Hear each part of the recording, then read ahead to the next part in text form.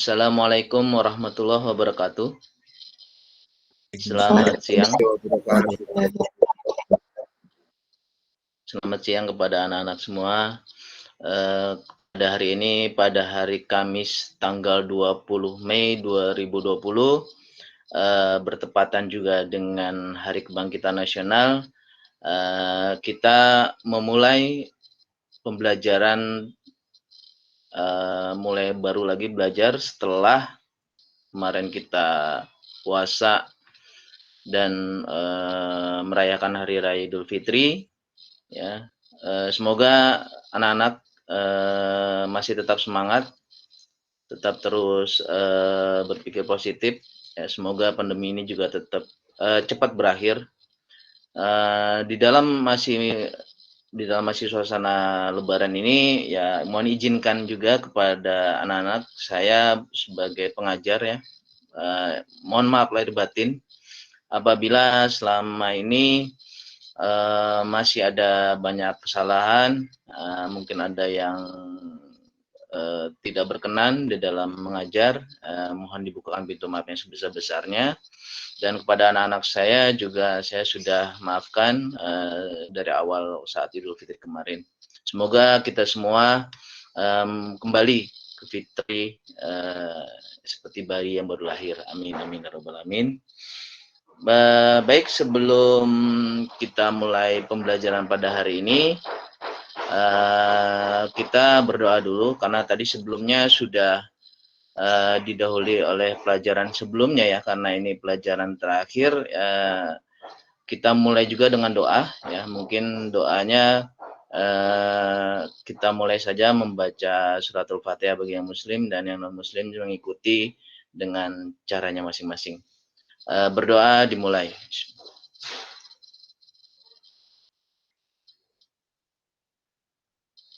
Terima kasih, selesai.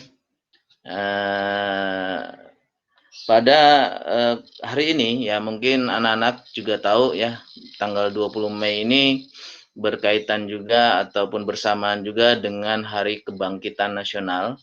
Nah, berarti di sini diharapkan dengan adanya peringatan Hari Kebangkitan Nasional, anak-anak tetap ataupun bangsa kita tetap terus bangkit dari keterpurukan ya, bangkit dari pandemi ini, tetap berpikir positif. Ya, semoga pandemi ini segera berakhir ya. Amin amin rabbal alamin. Sebelum memulai, saya akan ngecek dulu absensi siswa. Kalau dilihat dari kehadiran ya, ada dari Google Meet ini saya lihat sudah hadir semua, dan saya juga berharap saya sudah memberikan link ya, link di Google Classroom. Silakan bagi anak-anak yang sudah ada untuk memberikan absensinya juga di Google Classroom dengan memberikan pernyataan hadir di bagian tugas pilihan ganda yang sudah saya siapkan dari semalam. Oke. Karena absensi siswa sudah hadir semua, saya lanjut untuk memberikan tujuan pembelajaran pada hari ini. Baik, tujuan pembelajaran pada hari ini, kita diharapkan ataupun anak-anak diharapkan atau peserta didik diharapkan dapat menganalisis ciri-ciri paragraf deskriptif, argumentatif, naratif, dan persuasif dengan rasa ingin tahu dan mandiri. Yang kedua, peserta didik diharapkan juga bisa membandingkan paragraf deskriptif, argumentatif, naratif, dan persuasif dengan teliti dan komunikatif. Itu tujuan pembelajaran pada hari ini. Nah, sebelum masuk kepada materi inti yang tadi tentang paragraf, mungkin adakah dari anak-anak saya yang sudah tahu ciri-ciri dari paragraf-paragraf yang sudah saya sebutkan tadi, yaitu paragraf argumentatif, naratif, persuasif, dan deskriptif. Mungkin ada yang sudah tahu ciri-cirinya? Saya, Pak. Ya, Ibu, silakan. Kalau untuk deskriptif itu dia Saya Kuri Pak. Ya, kalau untuk deskriptif itu untuk menggambarkan atau melukiskan sesuatu. Nah, kalau untuk argumentatif untuk menampilkan ide atau gagasan tertentu yang bisa mempengaruhi pembaca gitu Pak.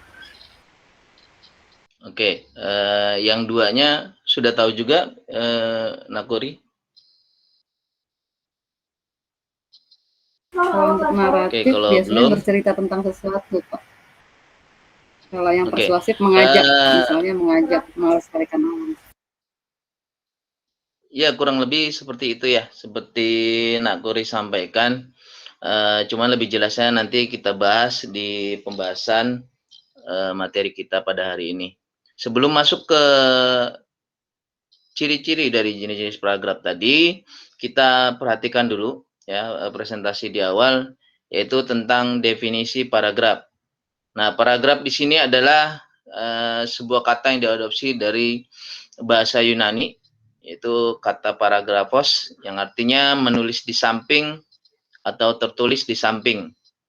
Nah, sedangkan menurut istilah tata bahasa Indonesia, pengertian paragraf sendiri yaitu suatu kumpulan kesatuan pikiran yang lebih tinggi serta lebih luas daripada kalimat. Dan paragraf biasanya, ya mungkin anak-anak juga suka lihat dalam kehidupan sehari-hari di tulisan ataupun di bentuk apa sih bentuk pengetikan ya. Di paragraf juga biasa juga disebut juga dengan alinea. Nah, pada umumnya di dalam satu paragraf itu terhimpun beberapa kalimat yang saling menopang dan mengangkat satu pikiran pokok. Nah, untuk mendapatkan paragraf yang baik perlu kita perhatikan ya syarat-syarat paragraf yang baik dan benar. Apa saja syarat-syarat paragraf baik dan benar itu? Nah, di sini paragraf yang bisa dikatakan yang baik dan benar itu harus ada memenuhi persyaratan. Yang pertama adanya persyaratan kohesi.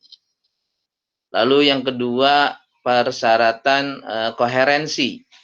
Yang ketiga memiliki kelengkapan dan yang keempat itu kevariasian. Nah, di sini kita jelaskan satu persatu. Apa itu? Pertama ada kohesi. Paragraf yang baik setidaknya harus memenuhi syarat kohesi. Kohesi itu adalah kesatuan. Jadi artinya sebuah paragraf ini dianggap memenuhi kriteria kesatuan apabila kalimat-kalimat di dalam paragraf tersebut bersama-sama mendukung suatu hal atau tema tertentu yang diangkat. Hal ini karena sebuah paragraf yang baik biasanya hanya mengangkat satu gagasan pokok saja. Itu persyaratan paragraf yang baik yang pertama, yaitu kohesi. Yang kedua, persyaratan paragraf yang baik itu yaitu kepaduan ataupun koherensi. Dimaksud di sini, diharapkan sebuah paragraf ini dianggap memenuhi kriteria kepaduan apabila semua kalimat yang membangun paragraf saling terkait antara kalimat yang satu dan kalimat lainnya yang membentuk paragraf tersebut. Yang ketiga, syarat yang ketiga adalah kelengkapan. Persyaratan paragraf bisa dikatakan baik, yaitu harus memiliki kelengkapan. Jadi sebuah paragraf ini dianggap lengkap bila paragraf tersebut dibangun oleh beberapa kalimat yang terdiri dari kalimat utama dan beberapa kalimat-kalimat uraian ataupun penjelas.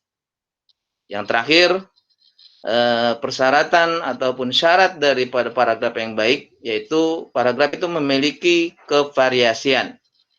Jadi dimaksud di sini adalah sebuah paragraf dinyatakan memenuhi kriteria kevariasian apabila kalimat-kalimat yang membangun paragraf tersebut bervariasi baik dari segi struktur kalimat, bentuk kata, maupun pilihan kata diksi yang digunakan.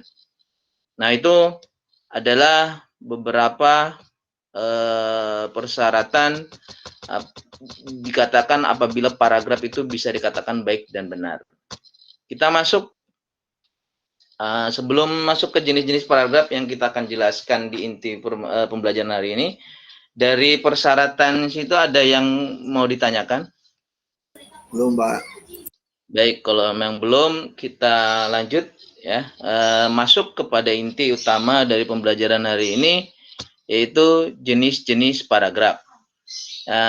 Tadi sudah disampaikan oleh Nakuri beberapa pengertiannya. Nah, ini kita lengkapin.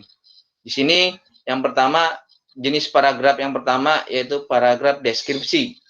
Nah, di sini paragraf deskripsi ini merupakan jenis karangan yang memuat deskripsi ataupun penggambaran secara rinci atau perincian suatu objek tertentu secara mendetail. Nah, di dalam paragraf ini, seorang penulis ataupun pengarang itu akan mencoba memberikan pendekatan kepada pembaca bagaimana menggambarkan sifat dan karakteristik sebuah objek. Nah, di sini si pembaca akan dibawa ya seolah-olah bisa melihat, merasakan ataupun mendengar apa yang dilukiskan oleh penulis secara langsung. Contohnya, contoh paragraf deskripsi di sini, pada malam hari, pemandangan rumah terlihat eksotis, apalagi dengan cahaya lampu yang memantul dari seluruh penjuru rumah. Dari luar bangunan itu terlihat indah, mampu memberikan kehangatan bagi siapa saja yang memandangnya. Lampu-lampu taman-taman yang bersinar menambah kesan eksotis yang telah ada. Begitu hangat, begitu indah. Ini salah satu contoh paragraf deskripsi. Yang kedua, yaitu paragraf argumentasi. Paragraf argumentasi, ya tadi sudah disampaikan oleh Nakuri, argumentasi adalah paragraf yang mengumpulkan suatu pendapat, ya argumen, namun disertai dengan alasannya. Nah, paragraf ini dibuat dengan menghimpun suatu pendapat, ya sikap yang disertai dengan alasan-alasan, contoh-contoh, dan bukti-bukti yang meyakinkan, sehingga pembaca akan membenarkan gagasan pokok yang dibawanya. Nah, contoh paragraf dari argumentasi di sini seperti anak-anak lihat, ini contohnya saya bacakan, lingkungan di Kelurahan Parangtritis ini begitu kotor. Sampah-sampah berserakan di mana-mana, dan selokan tempat mengalir air juga tampak kotor dan memprihatinkan. Nyamuk senang bersarang dan bertelur di selokan karena airnya menggenang.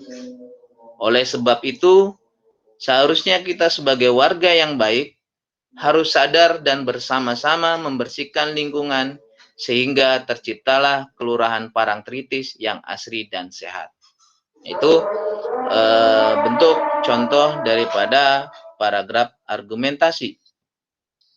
Next, yang ketiga yaitu paragraf naratif atau paragraf narasi. Di sini paragraf naratif adalah satu bentuk wacana yang berusaha menggambarkan dengan sejelas-jelasnya kepada para pembaca suatu peristiwa di dalam urutan dan kurun waktu tertentu. Atau bisa juga kita pahami, yaitu tadi pengertian paragraf naratif menurut Boris Kerap, ya, tentang argumentasi dan narasi. Nah, atau bisa juga dipahami bahwa paragraf narasi ini adalah jenis paragraf di mana mengisahkan suatu kejadian atau peristiwa berdasarkan urutan waktu. Nah, karangan ini bisa berbentuk paragraf ataupun cerita nyata yang benar-benar terjadi, atau hanya karangan fiktif seperti novel, roman, dan cerpen. Nah, ini Bapak juga kasih contoh paragraf narasi. Nah, paragraf narasi di sini contohnya yaitu tapi ketika si kancil tengah asik menuju alam mimpi, lama-lama dia mendengar suara merintih dan minta tolong. Si kancil pun segera bangun dan mencari dari mana arah suara itu berasal. Betapa kagetnya si kancil. Ketika dia melihat dari balik semak-semak, dia melihat Pak Kerbau yang tengah mengerang kesakitan karena kakinya digigit oleh seekor buaya. Si kancil pun mendekat untuk mencari tahu apa yang sedang terjadi. Itu contoh daripada paragraf narasi. Yang keempat, yaitu paragraf persuasif. Nah, tadi Nakuri sudah mengatakan paragraf persuasif itu paragraf yang mengajak. Benar, ya. Kenapa? Ya memang ada kata-kata mengajak. Nah, ini lebih detailnya akan disampaikan pengertiannya. Paragraf persuasif adalah paragraf yang berisikan ajakan, perintah ataupun bujukan untuk melakukan suatu hal. Nah, persuasi sendiri juga berasal dari bahasa Inggris yang persuade, yang artinya mengajak, membujuk ataupun menyuruh. Nah, biasanya paragraf ini bersifat subjektif karena isinya merupakan murni pandangan pribadi penulisnya tentang suatu topik. Karena tujuannya untuk mengajak, maka tidak jarang di dalam paragraf ini seringkali diketemukan data-data pendukung sebagai penguat tulisan tersebut. Sehingga pembaca akan lebih yakin dan tidak ragu untuk melakukan apa yang disarankan oleh penulis. Nah, contoh paragraf persuasif di sini, ya ini saya bacakan kembali, yaitu penanggulangan musibah banjir dapat dilakukan dengan berbagai cara. Contoh sederhananya, tidak membuang sampah sembarangan, rutin membersihkan irigasi air, dan melakukan perluasan tempat penampungan air. Dari berbagai cara tersebut, hal yang paling mudah dilakukan oleh setiap kita adalah dengan tidak membuang sampah sembarangan, karena dengan menumpuknya sampah dapat menghambat dan menahan air saat hujan, sehingga air akan meluap dan terjadilah banjir. Anda tidak ingin kebanjiran, kan? Makanya, mari kita ubah lingkungan menjadi lebih sehat dan aman dari ancaman banjir dengan tidak membuang sampah sembarangan. Ya, jadi di situ ada kata ajakan. Itu bentuk dari paragraf persuasif. Oke, sampai situ ada yang mau ditanyakan? Oke, kalau tidak ada, kita lanjutkan ya. Oke, kita lanjutkan. Nah, ini tambahan saja untuk menguatkan pembelajaran pada hari ini, yaitu perangkat lunak pengolah kata. Perangkat lunak pengolah kata atau word processing ini berarti artinya memproses suatu kata atau mengolah kata yang sehari-hari dikenal dengan kegiatan pengetikan. Nah, kegiatan pengetikan ini meliputi pembuatan naskah, surat, menyurat, dan lain-lain. Nah, berkaitan dengan tadi, untuk menulis paragraf yang keempat tadi, ya, banyak sekali perangkat lunak pengolah kata yang bisa digunakan. Ya, anak-anak mungkin harus tahu juga. Jadi yang pertama itu perangkat lunak pengolah kata yang bisa digunakan untuk menulis paragraf, di situ ada WordStar.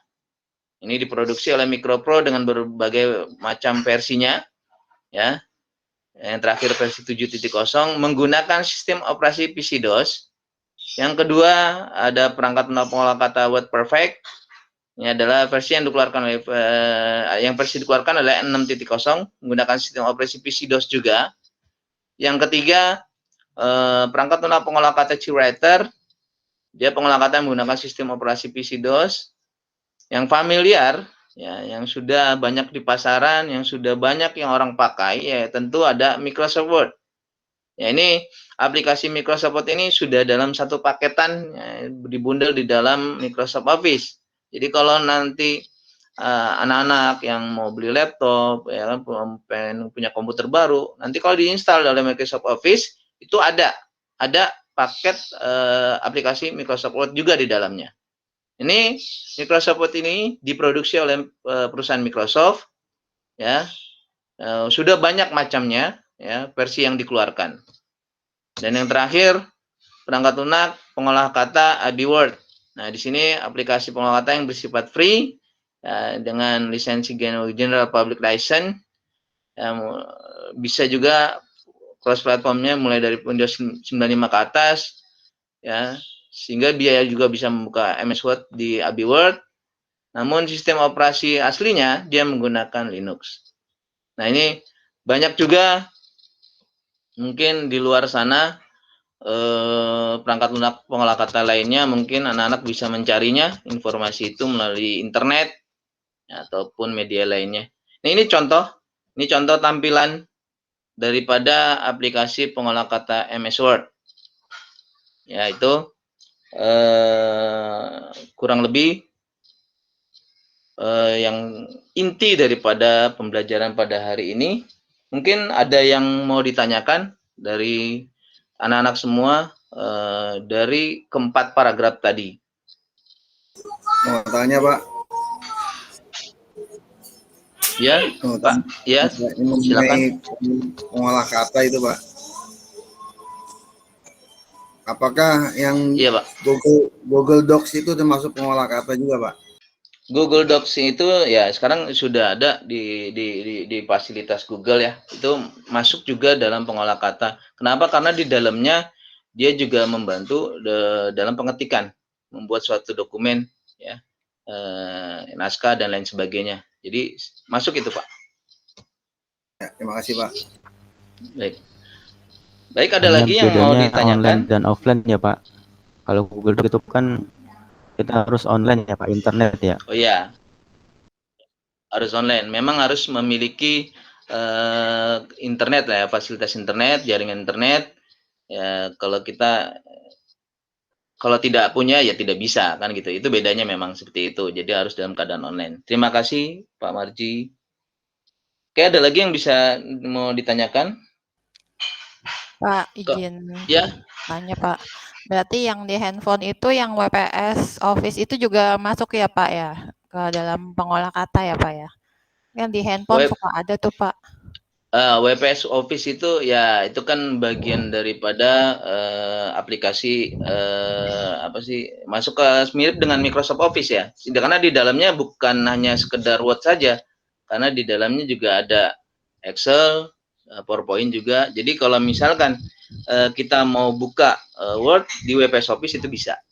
Itu hanya alat bantu untuk membuka pengolah kata juga di dalamnya gitu. Dan tentunya harus dalam keadaan online ya, harus punya internet juga gitu. Oh gitu ya Pak, makasih Pak. Sama-sama. Ada lagi anak yang lain yang mau ditanyakan? Kalau memang tidak ada, ini ada tugas. Saya berharap ada Untuk yang bisa prakteknya kita mengerjakan. Ya, belajar Word-nya kapan ini Pak? untuk praktek Microsoft Word-nya nanti minggu depan. Itu akan kita belajari tentang menu-menu dan fungsi-fungsi daripada lembar kerja Microsoft Word-nya sebelum kita melakukan praktek secara utuh ya, Baik, maksudnya terima gitu. kasih Pak. Itu mungkin minggu depan. Nah, ini ada tugas praktek. Saya minta tolong kepada anak-anak dalam waktu paling maksimal 3 menit ya untuk bisa mengerjakan tugas praktek ini. Silakan. Tugas prakteknya coba saja dibuat contoh paragraf argumentatif dan didiskusikan di mana letak perbedaan antara paragraf argumentatif dengan paragraf lainnya. Silakan. Pak, boleh tanya dulu, Pak? Ya, Bu. Ini jadi kita hanya belajar ngetik aja ya, Pak, untuk edit-editnya masih belum ya, Pak? Karena kan kita belum diajarkan, Pak. Belum. Memang ini hanya ingin bagaimana anak-anak bisa ataupun kalian bisa mengerti perbedaan antara jenis paragraf yang satu dengan yang lainnya saja. Nah, nanti di situ juga anak-anak diharapkan di belajar ini juga ngerti ciri-cirinya ataupun perbedaan antara paragraf yang satu dengan yang lainnya. Itu sih inti utama dari pembelajaran pada hari ini. Gitu. Iya, Pak. Baik, tinggal 2 menit lagi ya. Silakan contoh paragraf argumentatifnya. Nah, sambil mengerjakan tugas praktek ini, saya juga sudah memberikan tugas di Google Classroom. Nah, di Google Classroom itu ada LKPD ya, lembar kerja anak-anak yang untuk dikerjakan. Di situ ada soal esai, soal pilihan ganda itu tolong dikerjakan. Nah, itu nanti dikumpulkan ya karena ini berkaitan dengan tanggal 20 Mei 2021. Akhirnya saya juga memutuskan untuk pengumpulan tugasnya saya sampai jam 20 malam ini. Jadi gitu, biar saya nginget terus hari kebangkitan ini gitu. Oke, tinggal 1 menit lagi. Mungkin siapa yang sudah bisa? Mungkin mungkin dengan Naida silakan sudah bisa menampilkan kerjaannya, tugas prakteknya. Iya, baik, Pak. Ini ditampilkan atau dibacakan saja, Pak? Ditampilkan silakan. Saya stop sharing dulu ya. Ya, silakan Ibu. Sudah terlihat belum, Pak? Oke, ini kalau di saya sedang berputar-putar. Mungkin di teman-teman yang lain sudah terlihat belum? Sudah. Sudah. Sudah. Contoh Sudah. dari paragraf argumentasi. Di sini contohnya mungkin ketikannya masih berantakan ya Pak ya, karena belum belajar mengetiknya. Iya. Di sini contohnya yaitu setelah lulus dari SMA, langkah selanjutnya adalah menuju dunia perkuliahan. Di sana Anda akan memilih satu konsentrasi studi atau jurusan. Tetapi memilih jurusan perkuliahan tidaklah semudah yang dibayangkan. Perlu beberapa pertimbangan agar Anda tidak salah dalam memilihnya. Memilih jurusan haruslah sesuai dengan minat dan bakat karena jika salah dalam pengambilan jurusan, maka kehidupan kampus akan terasa sangat sulit. Di samping itu, pilihlah jurusan yang memiliki prospek yang cerah. Jika memilih jurusan yang prospeknya cerah, maka Anda tidak akan kesulitan dalam hal mencari pekerjaan setelah lulus. Oleh karena itu, sebelum memilih jurusan, pertimbangkanlah dengan sangat matang agar tidak salah memilih. Nah, ini contohnya, Pak. Terus kalau untuk perbedaannya, silakan. untuk perbedaannya yang pertama, paragraf argumentasi itu merupakan tulisan non-fiksi atau ilmiah. Kemudian yang kedua, di paragraf argumentasi itu mengikutsertakan alasan-alasan yang kuat, baik yang didukung berupa data maupun fakta agar pembaca mempercayainya.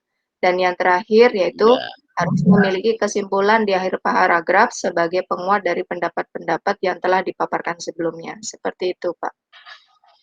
Ya, itu ya, anak-anak yang lain itu benar sekali apa yang disampaikan atau yang dipaparkan oleh Naida.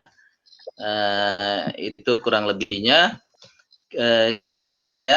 presentasikan kembali. Kalau dari semua jenis-jenis paragraf sudah kita pelajari, maka dengan yang tugas disampaikan oleh Naida tadi, maka saya lihat sudah mulai paham ya, mengerti jenis-jenis paragraf yang ada dengan ciri-ciri pembedaannya dengan paragraf yang lain. Nah, oleh karena itu izinkan saya Pak Guru ini ingin memberikan rangkuman ataupun kesimpulan pada pembelajaran pada hari ini. Nah, kesimpulannya, paragraf adalah rangkaian kalimat yang memiliki satu gagasan utama. Di dalam bahasa Indonesia, paragraf ini dikelompokkan berdasarkan bentuk dan fungsinya. Berdasarkan bentuknya, paragraf dibedakan ada paragraf deduktif, induktif, dan campuran. Sedangkan berdasarkan tujuannya ada paragraf narasi, argumentasi, eksposisi, deskripsi, dan persuasi. Nah, di sini paragraf narasi adalah sebuah paragraf yang menceritakan suatu peristiwa tertentu yang disusun secara urut. Paragraf ini berfungsi untuk menghibur para pembacanya. Ciri-cirinya memiliki tokoh, konflik, dan setting. Yang kedua, memiliki alur yang diceritakan secara urut. Yang ketiga, memiliki sudut pandang. Nah, paragraf argumentasi adalah paragraf isinya berupa pendapat-pendapat yang diungkapkan oleh penulisnya. Nah, tujuannya paragraf ini untuk memberikan pandangan terhadap suatu permasalahan kepada para pembacanya. Ciri-cirinya, paragraf ini tulisannya tadi non-fiksi atau ilmiah. Yang kedua, mengikutsertakan alasan-alasan yang kuat berupa data atau fakta agar pembaca bisa mempercayainya. Yang ketiga, memiliki kesimpulan di akhir paragraf sebagai penguat dari pendapat yang telah dipaparkan sebelumnya. Paragraf deskripsi adalah paragraf yang berisi tentang gambaran-gambaran suatu benda atau objek. Nah, paragraf ini bertujuan untuk memberikan gambaran secara jelas tentang satu benda atau objek lainnya, seolah-olah pembaca merasakan ataupun melihat sendiri objek tersebut. Ciri-cirinya, penggambaran benda atau objek dengan melibatkan panca indera seperti bentuk, rasa, warna, suara, dan lain-lain. Yang kedua, menggambarkan suatu benda atau objek dengan sangat jelas. Yang ketiga, banyak ditemukan kata-kata sifat seperti tinggi, rendah, baik, jahat, dan lain-lain. Kesimpulan terakhir, paragraf persuasi adalah paragraf yang berisikan ajakan atau himbauan kepada para pembacanya, di mana paragraf ini bertujuan untuk memengaruhi pembacanya agar mempercayai ataupun melakukan apa yang disampaikan oleh penulis di dalam tulisannya. Ciri-cirinya menggunakan bahasa yang baik atau menarik untuk mempengaruhi pembacanya, menggunakan kata-kata ajakan, ya, seperti ayo, marilah, laksanakanlah, dan lain-lain. Dan yang ketiga, memiliki fakta-fakta agar pembacanya mempercayai apa yang disampaikan. Itu kesimpulan pada pembelajaran hari ini. Cara selain materi yang saya sampaikan, para siswa mampu mencari informasi, menggali informasi dari media lainnya menggunakan HP, laptop ataupun buku bacaan yang lainnya. Saya ingatkan juga sebelum saya tutup, anak-anak jangan lupa mengerjakan tugas yang ada di Google Classroom, ditunggu sampai jam 8 malam ini. Demikian, untuk pertemuan selanjutnya kita akan membahas secara detail pembelajaran pengolah kata yaitu Microsoft Word dari menu-menu dan fungsi-fungsinya. Demikian pembelajaran hari ini, semoga bermanfaat. Atas perhatian dan kerjasamanya, saya ucapkan terima kasih. Assalamualaikum warahmatullahi wabarakatuh. Terima kasih Pak. Waalaikumsalam warahmatullahi